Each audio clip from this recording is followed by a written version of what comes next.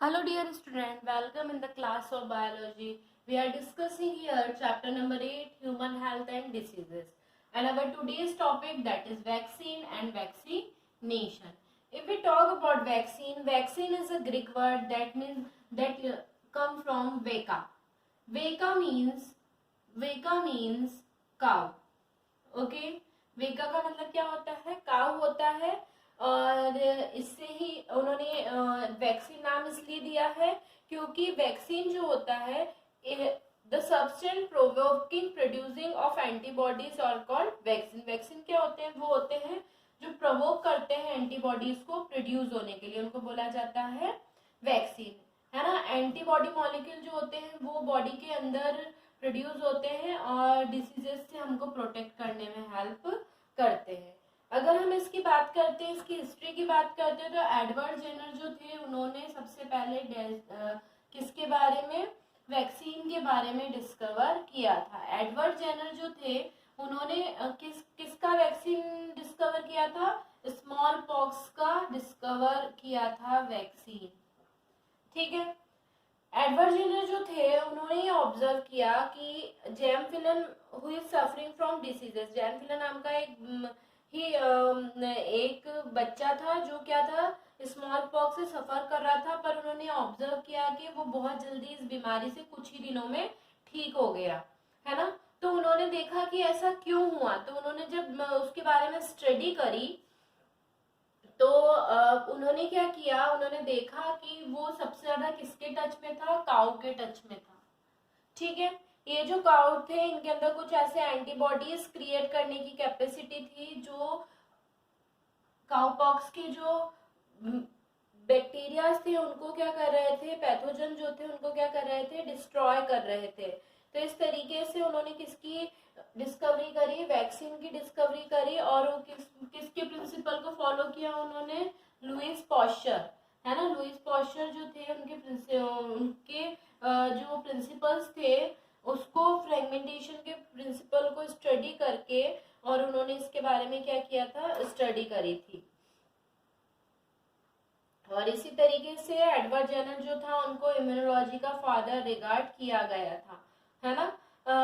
अगर हम इसकी बात करते हैं, मीन ऑफ एक्शन ऑफ क्या होता है कि वैक्सीन जो होते हैं वो एंटीजन होते हैं जो इंजेक्ट किए जाते हैं हमारी बॉडी के थ्रू, है ना। और ये क्या करते हैं? हमारी डिफेंस मैकेनिज्म को प्रोड्यूस, डिफेंस मैकेनिज्म मतलब हमारे बॉडी के अंदर एंटी बॉडी को प्रोड्यूस करने का काम करते हैं, एंटीबॉडी को प्रोड्यूस करने का काम करते हैं और प्रोटेक्ट करते हैं हमारे डिफरेंट डिसीजेस से। अगर हम प्रॉपर्टी आइडियल वैक्सीन की प्रॉपर्टी के बारे में बात करते हैं तो वैक्सीन जो होते हैं वो टॉक्सिक नहीं होते हैं, वैक्सीन कभी भी टॉक्सिक नहीं होते हैं, तो है ना। इसके अलावा कभी भी साइड इफेक्ट नहीं छोड़ते हमारी बॉडी पे। Not a poisonous substance, vaccine कभी भी पॉइजनस सब्सटेंस या फिर टॉक्सिक नहीं होते हैं। इसके अलावा अगर हम बात करें तो ये जो होते हैं इसके कोई नो साइड इफेक्ट सीन, कोई साइड इफेक्ट भी देखने को नहीं मिलते। इसके अलावा अगर हम बात करते हैं तो ये वैक्सीन जो होते हैं वो हमें क्या करते हैं? प्रोटेक्ट करने, protection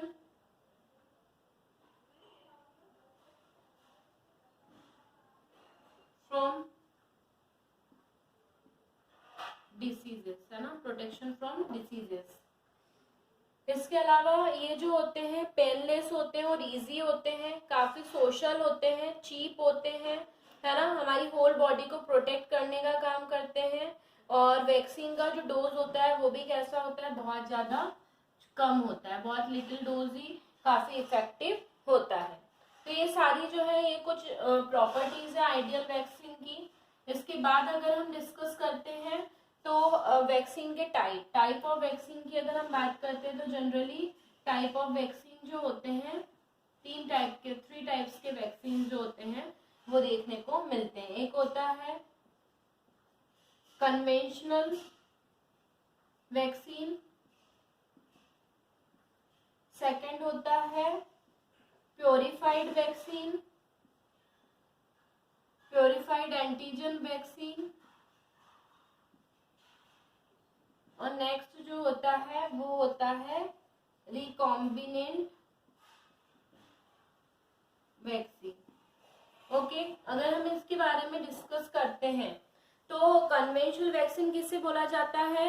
those vaccine in which whole pathogen organ is used as a vaccine, जिसके अंदर पूरे ऑर्गेनिज्म को ही एज अ पैथोजन क्या किया जाता है, यूज किया जाता है, उसको बोला जाता है कन्वेंशनल वैक्सीन, है ना। ये जो होता है वैक्सीन प्रोड्यूस किया जाता है inside the body of organism, और इस तरीके के ये दो तरीके के होते हैं, एक लाइव वैक्सीन होते हैं और एक इनएक्टिव या किल्ड वैक्सीन होते हैं। Live vaccine that means vaccine prepare by live, है ना, लाइव एनिमल से या पैथोजन से जिनको प्रिपेयर किया जाता है ना। और नॉन वायरुलेंट होते हैं ये जो होते हैं, इसमें ओरल पोलियो वैक्सीन, कौन कौन से आते हैं इसके अंदर? पोलियो वैक्सीन,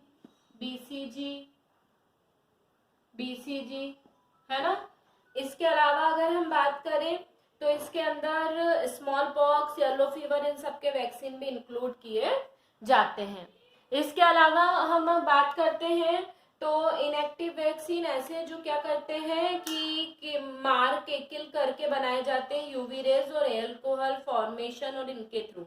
इसके अंदर कौन से आ जाते हैं? वही अगर हम बात करें तो टाइफाइड के वैक्सीन इसके अंदर आ जाते हैं, है ना। टाइफाइड के अलावा अगर हम बात करें तो रेबीज के, प्लेग के, कोलेरा के, इन सब के वैक्सीन इसके अंदर आ जाते हैं। नेक्स्ट होता है प्यूरिफाइंग एंटीजन वैक्सीन, वो वैक्सीन जो क्या होते हैं प्रोड्यूस किए जाते हैं प्योर एंटीजन आइसोलेशन के थ्रू, है ना, पैथोजन के, उनको बोला जाता है प्यूरिफाइंग एंटीजन वैक्सीन। फिर रिकॉम्बिनेंट वैक्सीन जो रिकॉम्बिनेशन के थ्रू, वो वैक्सीन जो प्रोड्यूस किए जाते हैं रिकॉम्बिनेशन टेक्नोलॉजी के थ्रू, है ना, और उनको आइसोलेट करके और उनको सुटेबल वेक्टर में इंट्रोड्यूस करा के उसके रिकॉम्बिनेंट डीएनए बनाए जाते हैं और उसके बाद उसे फॉरेन जीन के अंदर ट्रांसफर किया जाता है। ये भी दो तरीके के होते हैं, एक होते हैं पॉलीपेप्टाइड चेन वैक्सीन और एक डीएनए वैक्सीन। जो पॉलीपेप्टाइड्स के रिकॉम्बिनेशन डीएनए टेक्नोलॉजी से बनाए जाते हैं उन्हें पॉलीपेप्टाइड रिकॉम्बिनेशन वेक्टर बोला जाता है, और डीएनए वेक्टर उनको बोला जाता है जो कैसे होते हैं, डीएनए जीन्स के थ्रू डेवलप किए जाते हैं। अगर हम बात करते हैं, बहुत सारे ऐसे डिसऑर्डर्स होते हैं जो इम्यून सिस्टम के थ्रू देखने को मिलते हैं, जैसे एलर्जीज, है ना। एलर्जी हाइपर सेंसिटिविटी रिएक्शन होती है बॉडी के अंदर कुछ ऐसे फॉरेन सब्सटेंस चले जाते हैं जो हमारी बॉडी को सूट नहीं होते हैं, उनको बोला जाता है एलर्जीज, है ना। ईचिंग होना, किसी भी चीज को खाने के बाद रेडिश हो जाना, विस्कस फ्लूइड का, म्यूकस फ्लूइड का सिक्रेट आउट होना, ये सारे कुछ इसके सिम्टम्स होते हैं। कुछ ऑटो इम्यूनिटी डिसीजेस होती हैं जिसमें हमारा इम्यून सिस्टम हमारी इम्यूनिटी से लड़ने की जगह उसके ऊपर सेल्फ एंटीजेंस जो होते हैं उनको बनाने लगता है। बॉडी जो होती है उसके जस्ट अपोजिट वो क्या करने लगते हैं, अटैक करने लगते हैं, जैसे र्यूमिनेंट फीवर इसके अंदर आता है। इसके अलावा अगर हम बात करें तो इन्फ्लामेशन दैट मीन्स जलन होना, ईचिंग होना, ब्लड कैपिलरीज के अंदर इरिटेशन होना, ये सब देखने को मिलता है। इसके अलावा कुछ और डिसीजेस होती हैं जैसे एड्स होता है, कैंसर होता है ना। ये एड्स के बारे में हम ऑलरेडी पढ़ चुके हैं, कैंसर होता है।